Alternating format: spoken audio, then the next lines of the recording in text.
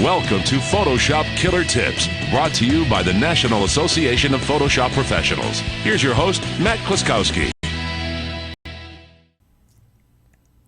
Well, this kicks off retouching week for Photoshop Killer Tips, where I'll give you a retouching tip each day. And we're going to start with an oldie but a goodie, because I've always got to give this one as a tip, because the default settings still don't get set to what we mostly really want them set to. So I think it's a really important tip, and that is when you're retouching, like using the clone stamp tool or the healing brush or something like that, or even the spot healing brush. And in fact, that's what we're going to do. I'm going to grab the clone stamp tool.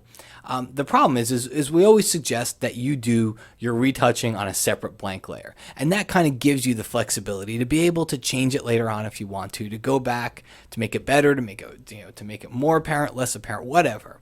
But you always want to do it onto a separate layer. The problem is, if I add a blank layer here, okay, and I grab my clone stamp and I hold down Option to sample, and then I start to paint to remove this little spot, nothing's happening.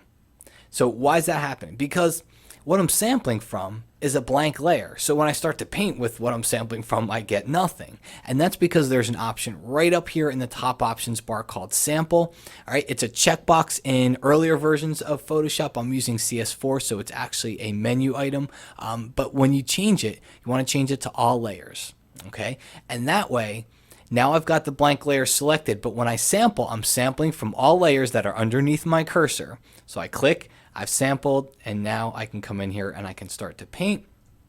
And you'll see I'll be getting rid of these little spots right here. All right, we got one over here.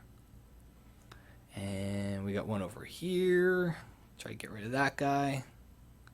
That's looking pretty good. I got a couple more. I'm not going to spend a whole lot of time trying to get rid of them, but when I do turn that layer off, you can see here the spots come back and then they go away. So that's why if you ever needed to get back, not that you'd want your spots back, but any type of retouching, a lot of times you do change your mind later on. You want to make something more apparent or less apparent. Having it on a separate layer will help you do that. In order to get there, make sure you turn this sample option. Leave it on to all layers.